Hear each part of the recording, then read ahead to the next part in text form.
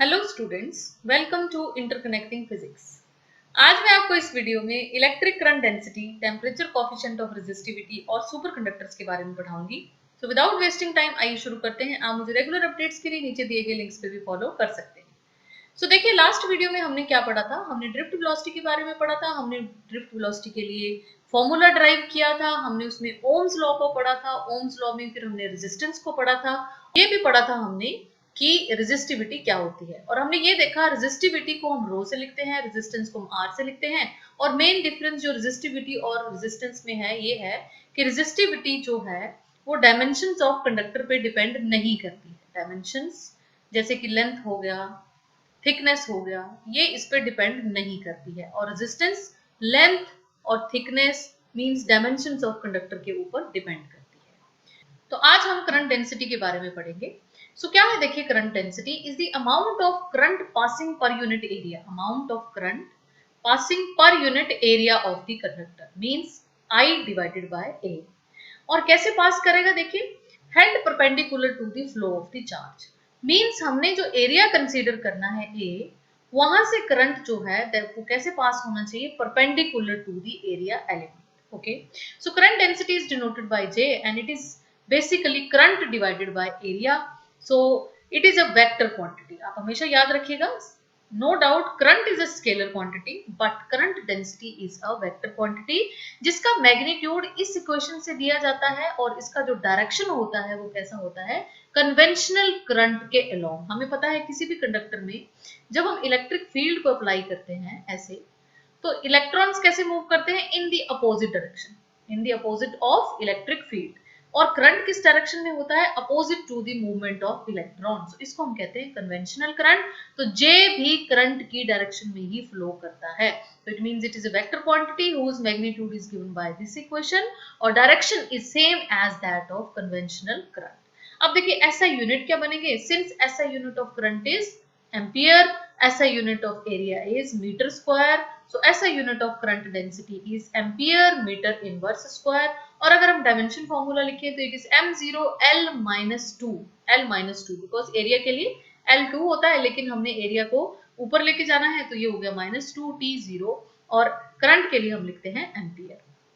अब देखिए, अगर हमने ऐसे लिखना हो तो हम कैसे लिखेंगे, since if di is the current flowing, अगर हम छोटा सा एक एलिमेंट ले लें, सपोज ये a था, अगर हम एक इसमें से छोटा सा एलिमेंट ले लें da, तो इट मींस इसमें कितना करंट फ्लो करेगा, di। ओके, तो हम di को कैसे लिख सकते हैं, di equal to j dot da।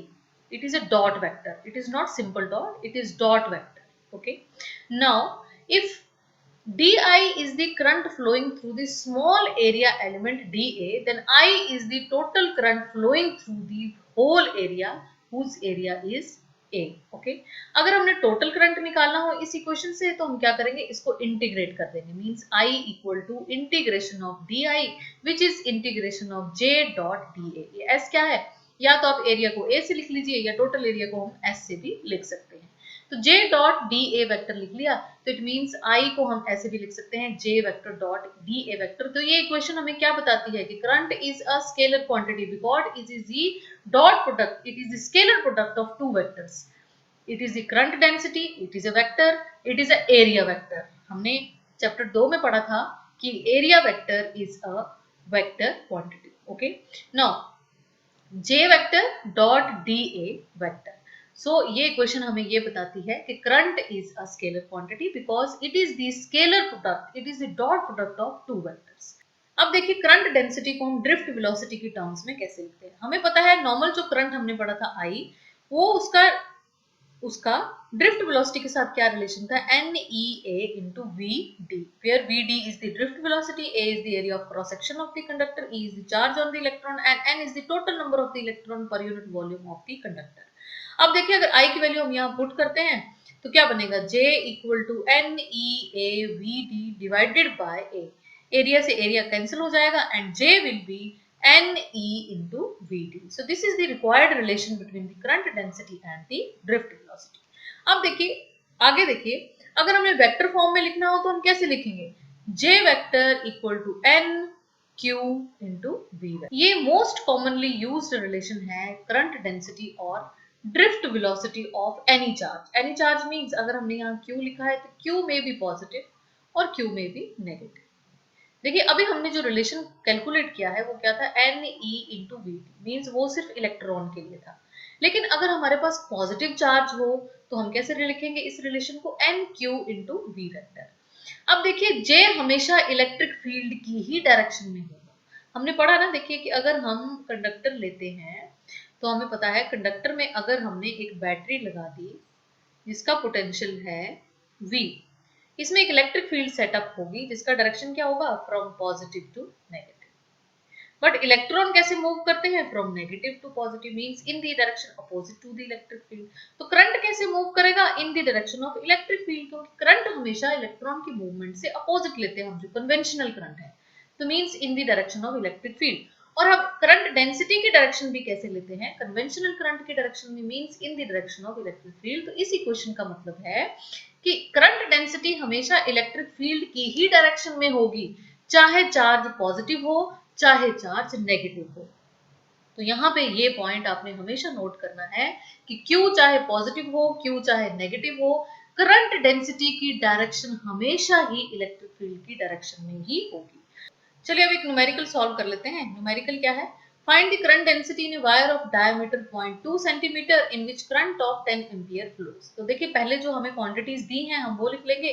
Given diameter of the wire is वो 0.2 सेंटीमीटर, लेकिन हम इसको SI में कन्वर्ट करेंगे because we want to solve this question in SI units. So 0.2 into 10⁻⁻2 metres, और करंट तो हमें ऑलरेडी SI यूनिट में दिया है तो इट इज 10 एम्पियर। अब देखिए J कैसे निकालेंगे हम, J is equal to I divided by A, and what is the area of the wire, it will be pi R square, पर हमें डायमीटर दिया है, ठीक है, and R is always diameter divided by 2, तो क्या बनेगा ये pi D square divided by 4, because 2 square क्या बन जाएगा 4। तो जब ये वैल्यू हम पुट करेंगे तो 4 जो है वो न्यूमरेटर में चला जाएगा, मींस हमारे पास जो इक्वेशन बनेगी that will be 4i divided by pi D square. आप वैल्यूज पुट करिए and we will get the value of current density 3.18 into 10⁶ ampere metre inverse square, क्योंकि करंट डेंसिटी के यूनिट्स क्या होते हैं, एम्पियर मीटर इनवर्स स्क्वायर। आगे देखिए microscopic form of Ohm's law, या फिर हम इसको vector form of Ohm's law भी कहते हैं। अब देखिए लेट अस कंसीडर, इसके लिए सपोज करिए हम कंसीडर कर लेते हैं एक कंडक्टर जिसकी लेंथ है L, और उसमें हमने जो इलेक्ट्रिक फील्ड अप्लाई की है that is E vector having direction from A to B, ठीक है, बिकॉज यहाँ पे हमने पोटेंशियल डिफरेंस लगाया होगा ना किसी बैटरी से, ये देखिए ऐसे, सपोज इसका पोटेंशियल डिफरेंस है V, तो ऑटोमेटिकली ये एंड पॉजिटिव हो गया, ये एंड नेगेटिव हो गया, एंड द इलेक्ट्रिक फील्ड की डायरेक्शन जो होती है that is from positive to negative. अब अगर हमने ये बैटरी लगाई है जिसका पोटेंशियल डिफरेंस V है, इलेक्ट्रिक फील्ड सेटअप अगर होती है जो E है, और लेंथ ऑफ द कंडक्टर अगर L है, तो हमने पहले भी किया है कि E क्या बनता है, V डिवाइडेड बाय L। अब देखिए according to Ohm's law V equal to IR, where V is the potential difference applied, I is the current flowing through a circuit and R is the resistance of the conductor। अब देखिए हमें ये भी पता है कि R क्या होता है, रो L ओवर A। तो अगर ये वैल्यू हम यहाँ पे पुट कर देते हैं इस इक्वेशन में, तो हमारे पास क्या आएगा, I rho L divided by A, और I अपॉन A क्या बन जाएगा हमारे पास J, तो क्या बन जाएगा V equal to J rho L। अब देखिए हमें पता है कि जो V है इस इक्वेशन से क्या बनेगा, क्रॉस मल्टीप्लाई करेंगे तो V equal to E into L। तो यहाँ पे अगर हम V की वैल्यू पुट करें E इंटू L, तो L से L जो है वो कैंसिल हो जाएगा, and E will be equal to J into rho. अब वेक्टर फॉर्म में देखिए कैसे लिखेंगे, वेक्टर फॉर्म में E vector equal to rho J vector, because electric field is a vector quantity, J vector is a vector quantity, so E vector equal to rho into J vector। So this is the microscopic form of Ohm's law, या फिर हम इसको vector form of Ohm's law भी कहते हैं। अब देखिए पहले जो हमारे पास इक्वेशन थी वो थी V इक्वल टू IR, तो यहाँ देखिए ये इक्वेशन क्या आई है, V की जगह हमारे पास इलेक्ट्रिक फील्ड आया है, और I की जगह हमारे पास क्या आया है, J वेक्टर, और R की जगह हमारे पास है रो। तो यही थोड़ा सा डिफरेंस है, और this is the microscopic form of Ohm's law. अब देखिए अगर सिग्मा है कंडक्टर की कंडक्टिविटी, तो हमें पता है रो और सिग्मा में क्या फर्क होता है, sigma is always 1 over rho. तो अगर यहाँ पे हमने लिखा है E equal to rho into J, तो अगर हम रो को 1 ओवर सिग्मा करके लिखें, ये देखिए ऐसे, तो J क्या बनेगा, सिग्मा इंटू E।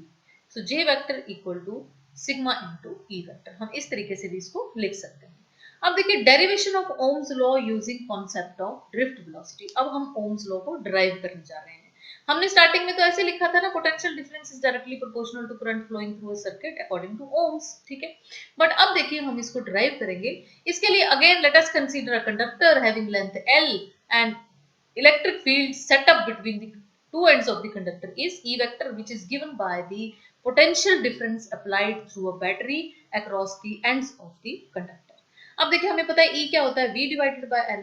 अब the electric current in a conductor is given by I equal to NEA VD. This is the relation between current and drift velocity जो कि हमने लास्ट वीडियो में किया था।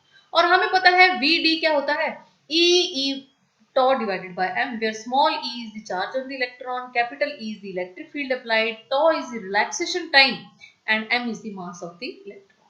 अब देखिए since I equal to NEA, v की ये वैल्यू यहाँ पे हम पुट कर देंगे ड्रिफ्ट वेलोसिटी की, which is E capital E tau divided by m. तो क्या बनेगा देखिए NE square A tau divided by m into E बच गया, E हमने क्या लिखा था V डिवाइडेड बाय L। अब देखिए I डिवाइडेड बाय V कर देते हैं, इस V को हम I के नीचे ले आते हैं and the V will be left with NE square A tau divided by M into L।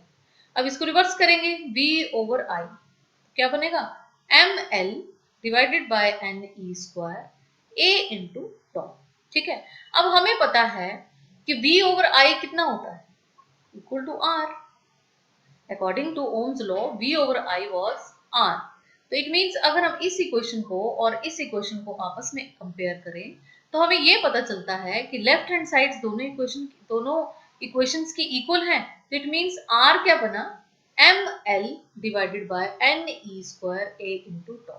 देखिए ना, अभी हमने क्या निकाला, V over I ML into NE square A tau. और according to Ohm's law V over I कितना होता है R।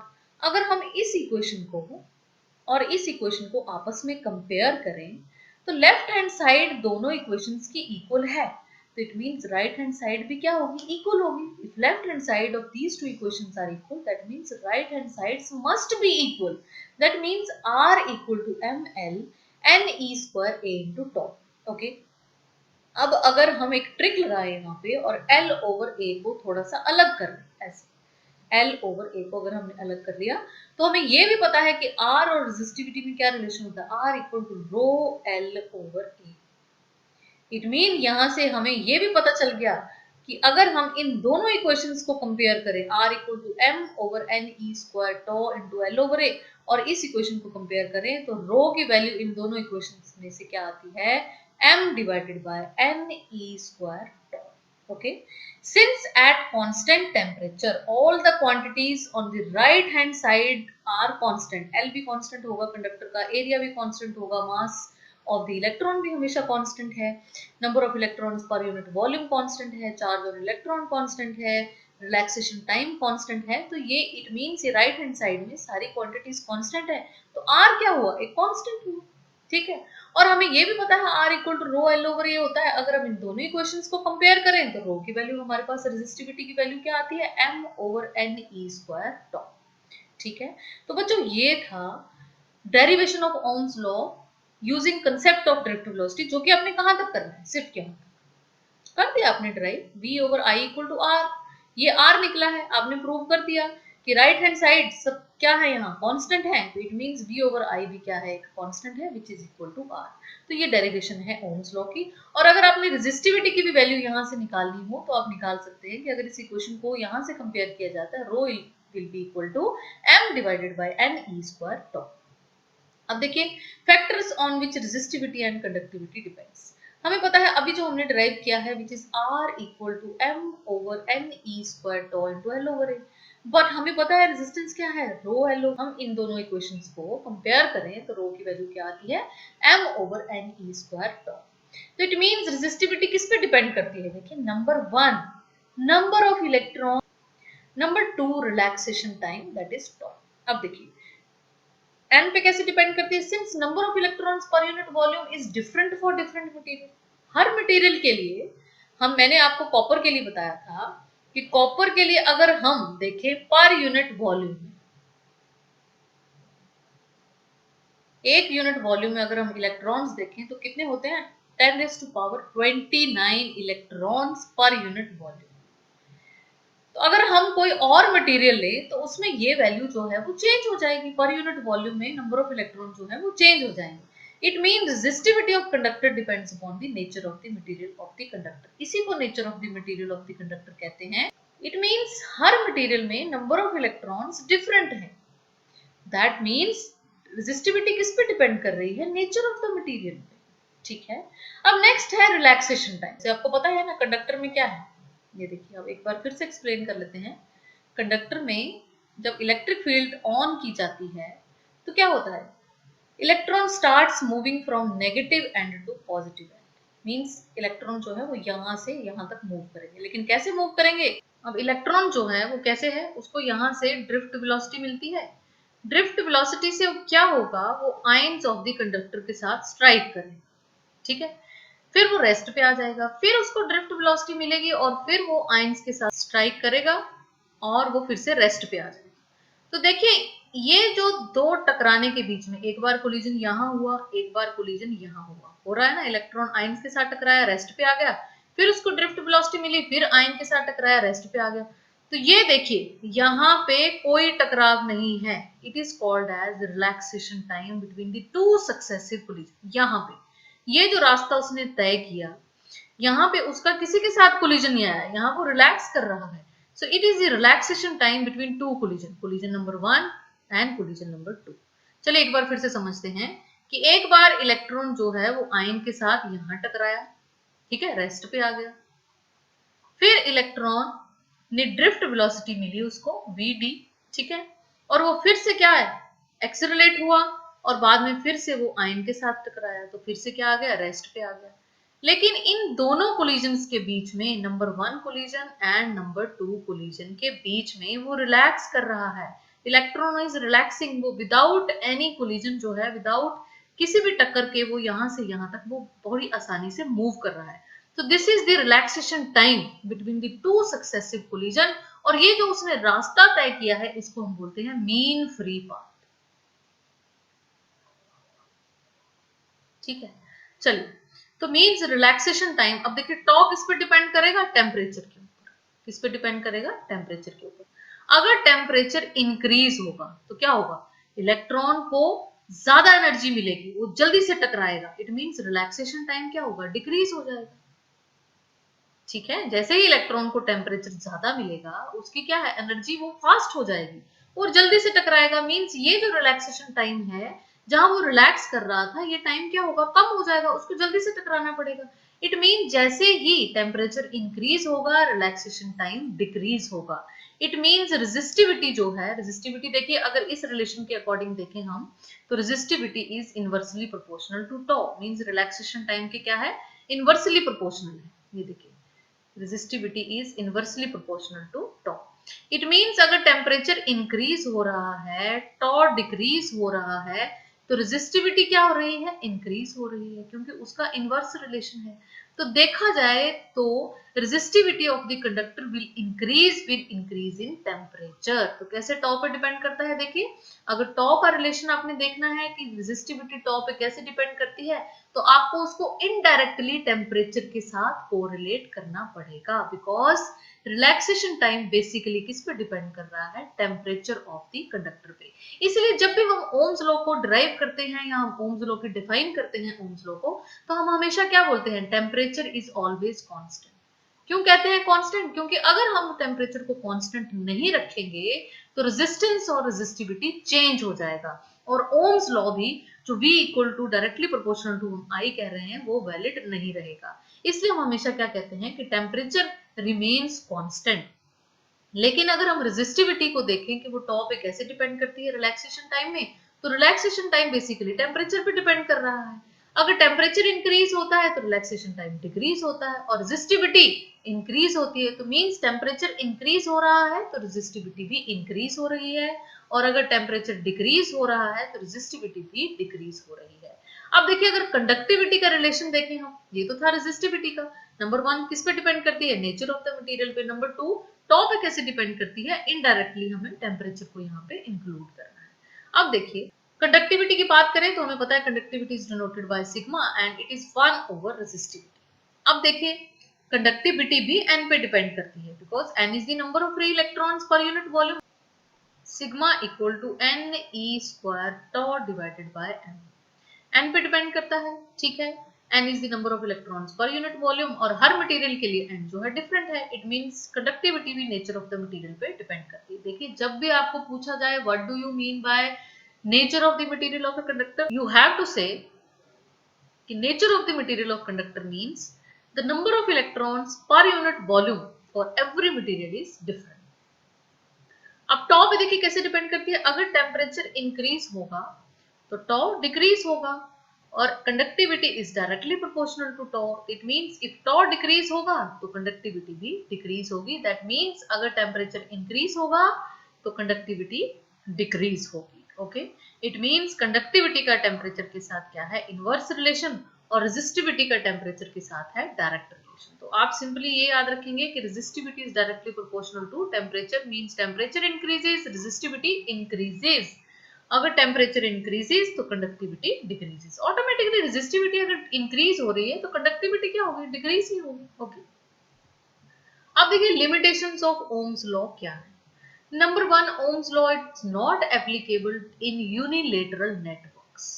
Unilateral device allows the current to flow in one direction like diode, transistors, mean semiconductor devices। हमने इसको 12th class के physics syllabus में part 2 में करेंगे, सेमीकंडक्टर डिवाइसेस 9th यूनिट है ये आपका। इसमें हम डायोड्स और ट्रांजिस्टर्स के बारे में पढ़ेंगे और ये यूनिलेटरल डिवाइस है। यूनिलेटरल मीन जिसमें की करंट जो है वो एक डायरेक्शन में फ्लो करता है। ऐसे ट्रांजिस्टर्स और डायोड्स में मीन सेमीकंडक्टर डिवाइसेस में ओम्स लॉ ओबे नहीं करती। क्यों? क्योंकि हमें पता है वोल्टेज और करंट में देखिए क्या रिलेशन होता है according to Ohm's law, it is straight line passing through the origin.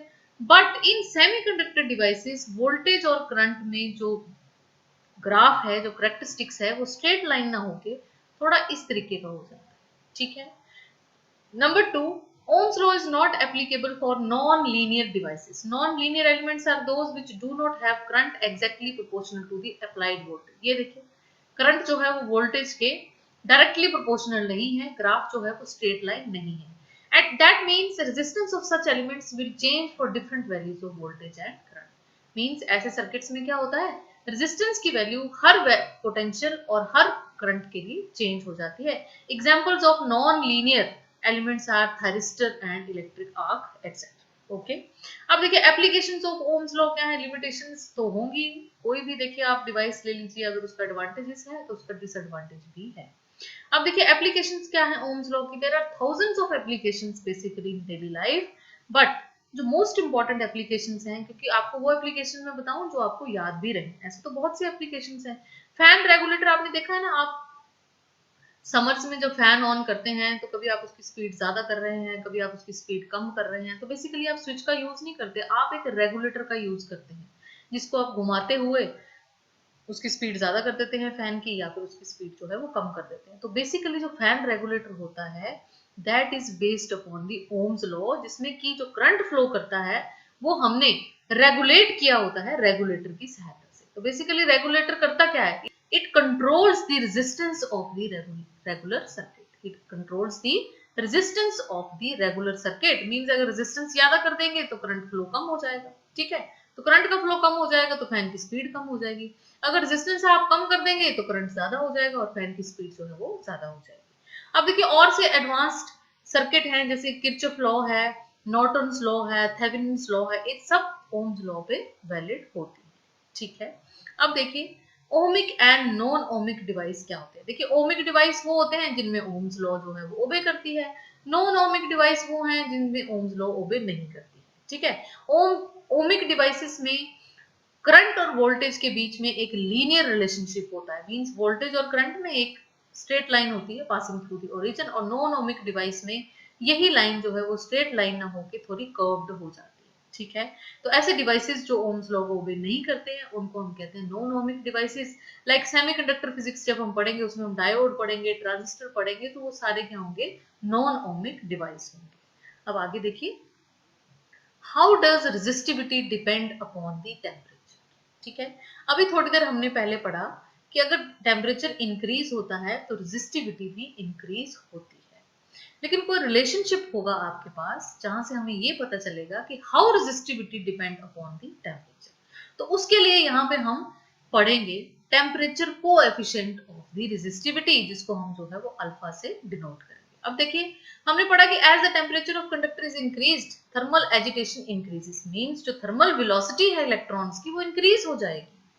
ठीक है, and the collision between electrons and ions of the conductors become more frequent, मतलब पहले जो कोलिजन कर रहे थे electron ions of the conductor के साथ, अब वो कोलिजन जो है वो बहुत तेजी से होगा और बहुत जल्दी होगा। ठीक है, the average time that is the relaxation time between the successive collision will decrease. जो रिलैक्स कर रहा था इलेक्ट्रॉन दो कोलिजन्स के बीच में, वो रिलैक्सेशन टाइम डिक्रीज हो जाएगा और ड्रिफ्ट वेलोसिटी भी जो है वो डिक्रीज हो जाएगी। Therefore, conductivity decreases. Automatically अगर drift velocity decrease हो जाएगी तो conductivity decrease हो जाएगी और resistivity जो है वो increase हो जाएगी as the temperature increases.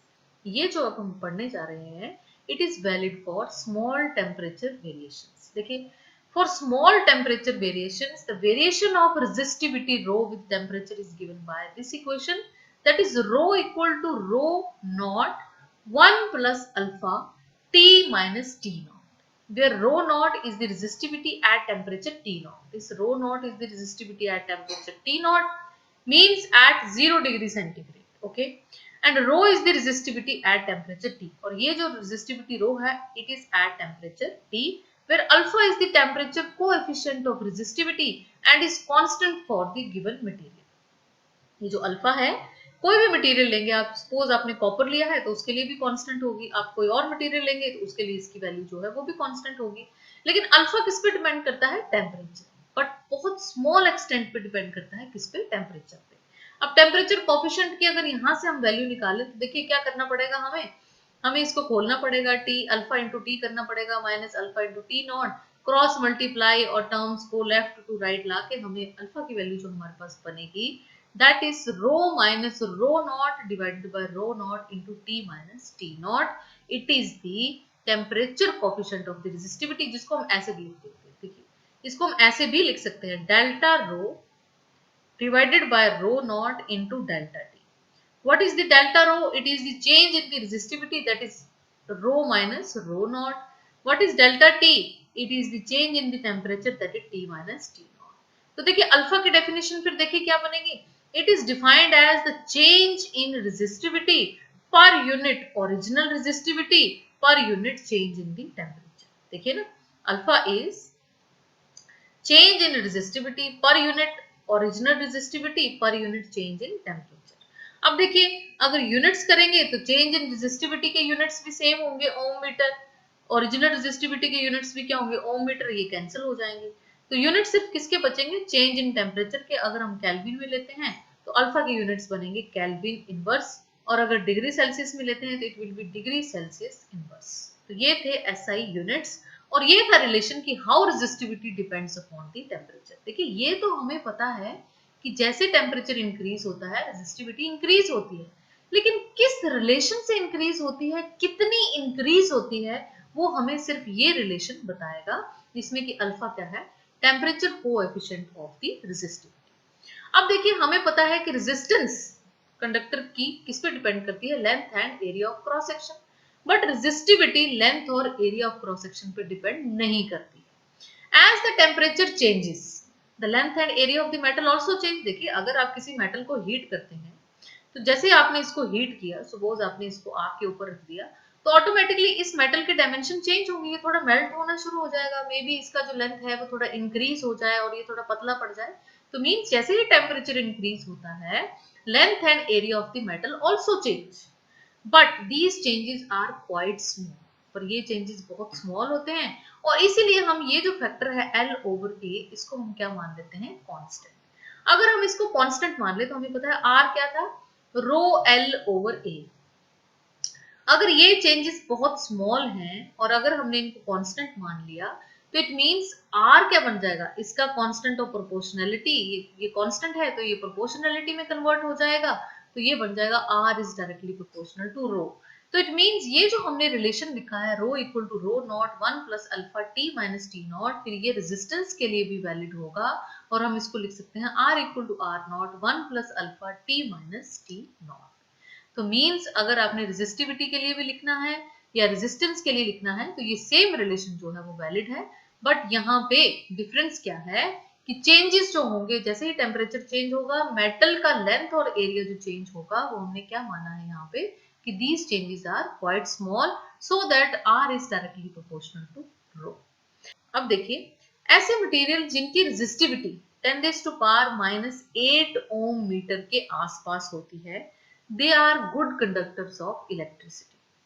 And the materials having resistivity 7.5 into 10 raised to power 17, देखिए 10 raised to power 17 ohm metre, ये बहुत ज्यादा रेजिस्टिविटी है। Such materials we consider as insulators। और ऐसे मटेरियल जिनकी रेजिस्टिविटी इंसुलेटर से कम होती है और कंडक्टर से थोड़ी ज्यादा होती है उनको हम कहते हैं सेमीकंडक्टर, जो कि हम बाद में पढ़ेंगे।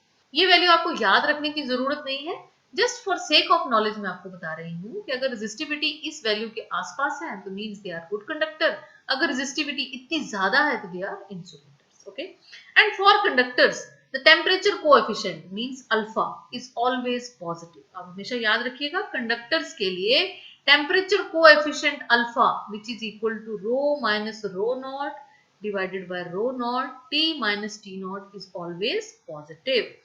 इंसुलेटर्स के लिए temperature coefficient of resistivity is negative but very low value of negativity. Okay, resistivity is negative but बहुत कम वैल्यू होती है नेगेटिव। और सेमीकंडक्टर्स के लिए temperature coefficient of resistivity is always negative.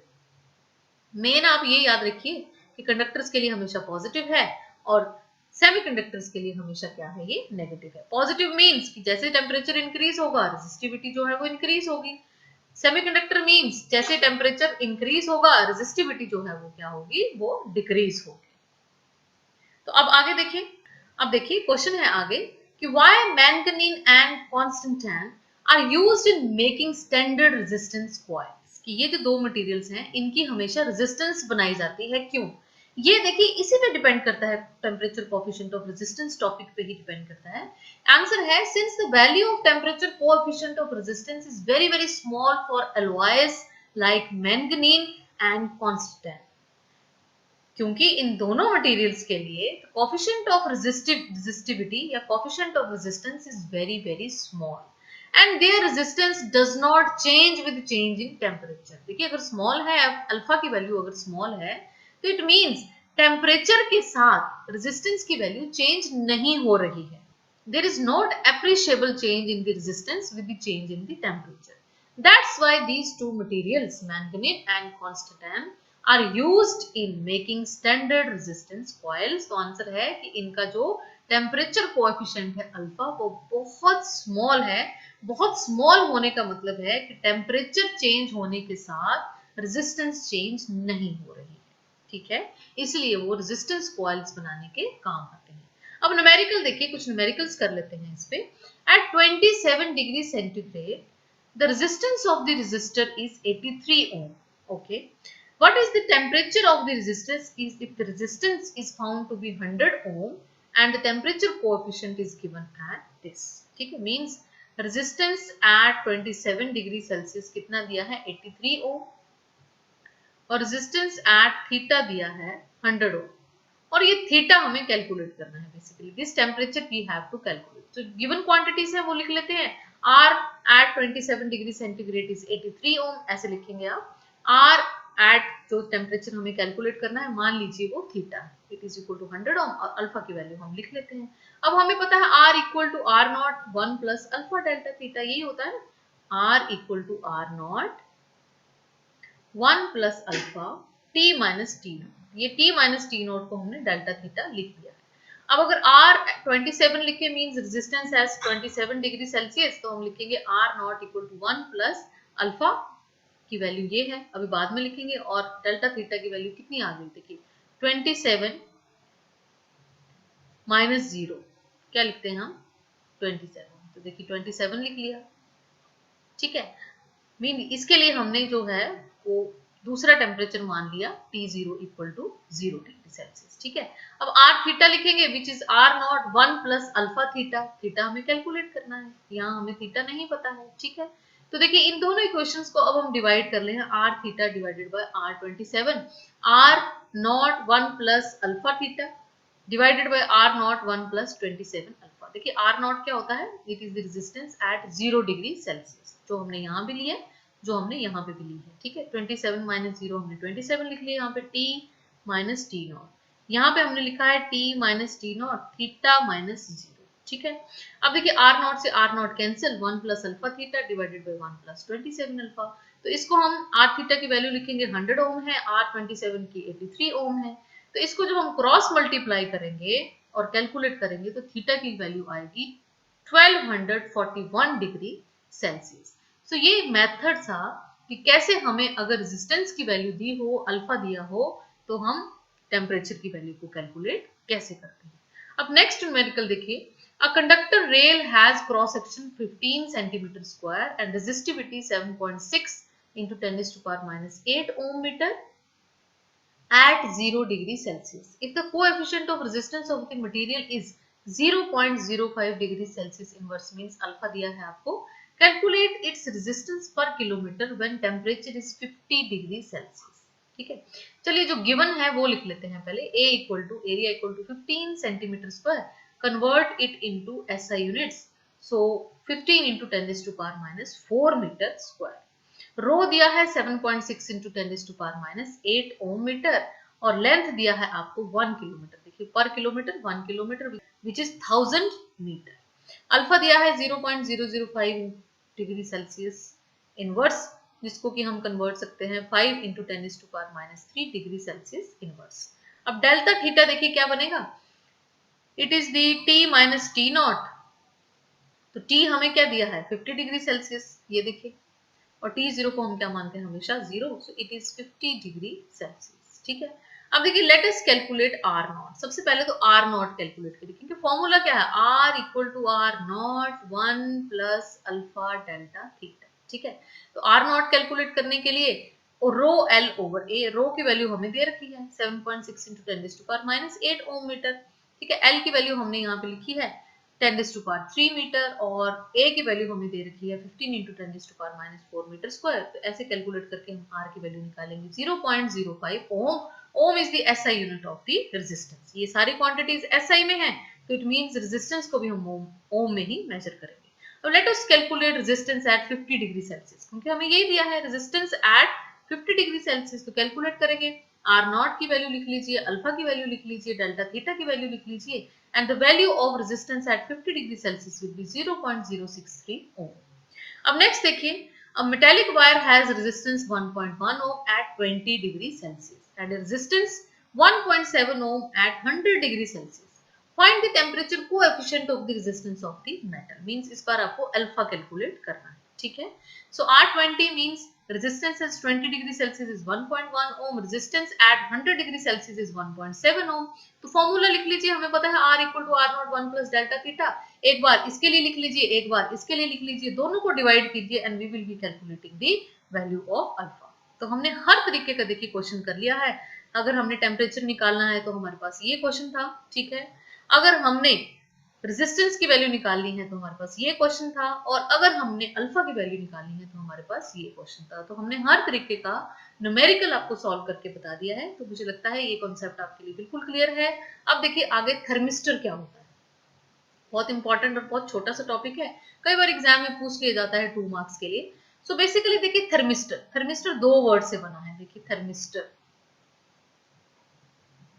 देखिए थर्म यूज करें तो इट डील्स विद टेम्परेचर, और रिस्टर का मतलब रेजिस्टर, ठीक है। तो means basically thermistor is a resistance thermometer. क्या है, resistance thermometer. So it is a resistor whose resistance is depending upon the temperature. ये ऐसा रेजिस्टर है जिसकी रेजिस्टेंस किस पे डिपेंड करती है, टेम्परेचर पे।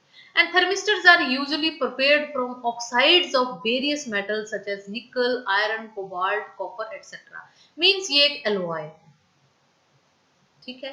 And thermistor is usually enclosed in a capsule with epoxy surface। देखिए इस तरीके की होती है कैप्सूल फॉर्म, देखिए ये देखिए, ये मैंने आपको इसलिए बताया ताकि आपको पता चल जाए कि डेफिनेशन क्या है, कि it is basically enclosed in a capsule form.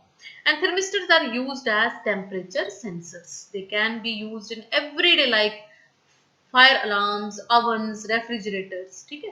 तो ये छोटी सी डेफिनेशन हो गई, कैसे बनते हैं, कैसे होते हैं और उनका यूज क्या है। तो 2 मार्क्स के लिए आपका क्वेश्चन जो है वो प्रिपेयर है।